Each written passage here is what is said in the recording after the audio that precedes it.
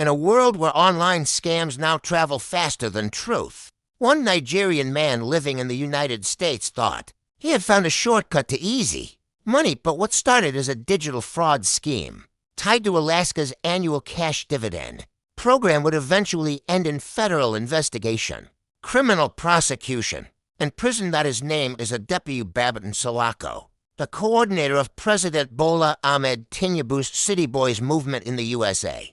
Called Relax, Tinubu is Fixing Nigeria, based in Pennsylvania. Salako became the center of a wire fraud case connected to fraudulent applications filed for Alaska Permanent Fund dividend payments in 2022 after pleading guilty in court. He was sentenced to 18 months imprisonment in the United States.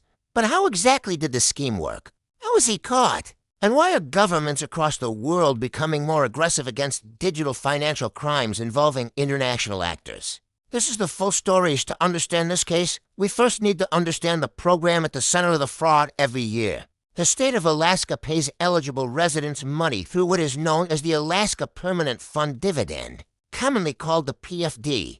The program was created so that Alaskans could receive a share of the state's oil revenues. Eligible residents submit applications yearly, and once approved, they receive direct payments from the government in some years. These payments can reach thousands of dollars per person because the system processes massive numbers of applications online. Authorities constantly battle fraud attempts from people trying to illegally obtain payments, and according to U.S. investigators, that is exactly where Adepiu Babatunde Salako entered the picture. Prosecutors alleged that fraudulent applications were submitted using stolen or false identities in an attempt to obtain money from the dividend program. Investigators say electronic communications and financial transactions connected to the operation cross state lines and digital banking systems, making the crime federal wire fraud under U.S. law.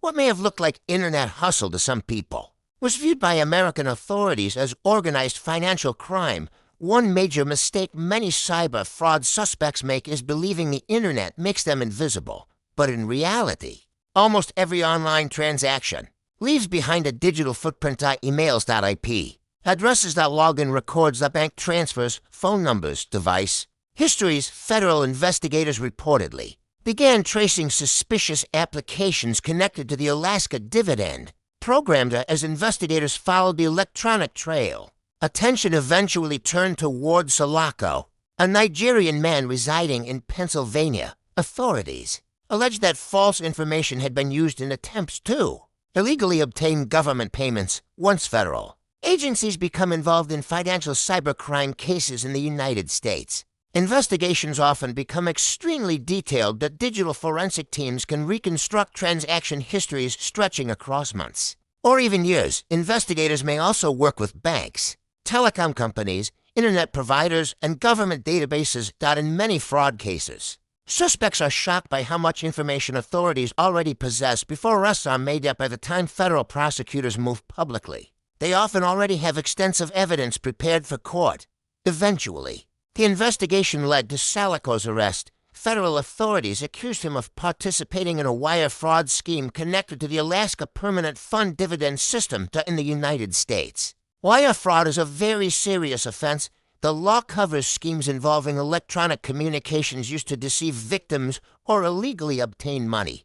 That includes internet transactions, online applications, electronic fund transfers, emails, and phone communications. Once charges were filed, the case moved into the federal court system. Prosecutors presented evidence tying the scheme to electronic communications and fraudulent financial activity. Like many federal defendants facing strong evidence, Salako eventually chose to plead guilty. Rather than proceed to a full trial, a guilty plea in federal court often signals that prosecutors possess substantial evidence capable of securing conviction. And with that plea, the focus of the case shifted from proving guilt to determining punishment after pleading guilty. Adepiu Babatunde Salako was sentenced to 18 months imprisonment. For federal prosecutors, sentencing serves multiple purposes: punishment as deterrence, as public warning. American authorities have increasingly targeted cyber fraud, identity theft, and government benefit fraud in recent years. Officials argue that these crimes not only steal money, but also damage public trust in government systems cases involving immigrants or foreign nationals. Sometimes attract even greater public attention because they become part of larger political conversations surrounding cybercrime and immigration.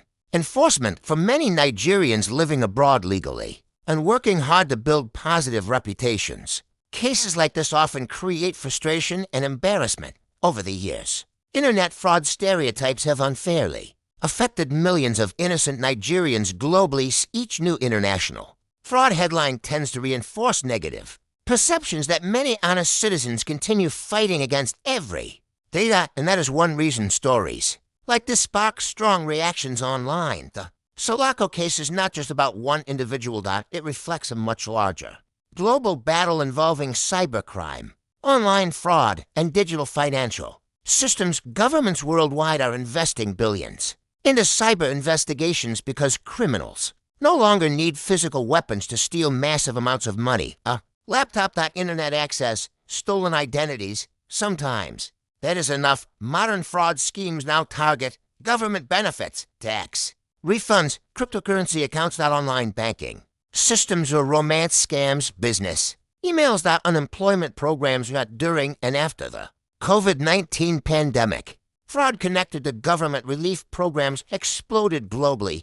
U.S. agencies especially intensified investigations into digital financial crimes. Federal investigators now use advanced tracking systems, AI-assisted monitoring, and international cooperation agreements to pursue suspects across borders. Many people still believe cyber fraud is easy money, but the reality is very different once authorities identify patterns. Investigations can quietly continue for months before arrests happen, and because financial crimes often involve electronic evidence, prosecutors can build extremely technical cases using digital records alone. In many situations, the internet itself becomes the witness. News of Sulaco's sentencing quickly spread across online platforms, especially among Nigerian communities both at home and abroad. Reactions were mixed. Some people condemned the crime entirely, arguing that fraud damages Nigeria's global reputation and makes life harder for honest Nigerians overseas.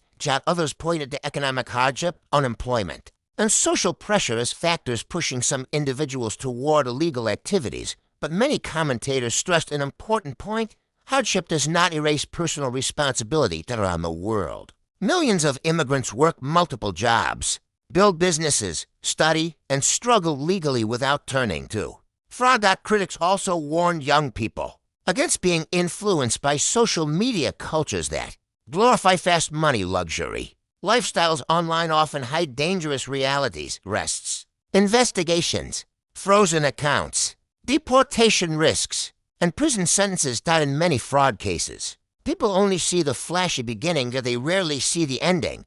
A Deputy Babbitt. Sulaco's story is now another chapter in the growing global fight against cyber fraud and financial crime. What do you think about this case? Does this case jeopardize the chances of President Tinubu's re-election, as a Deputy Babbitt in Sulaco is reportedly the City Boys movement coordinator supporting Tinubu? Do you believe enough is being done globally to fight cyber fraud? Drop your thoughts in the comments below. Don't forget to like, subscribe, and turn on notifications for more deep documentary stories and global investigations. Thanks for watching.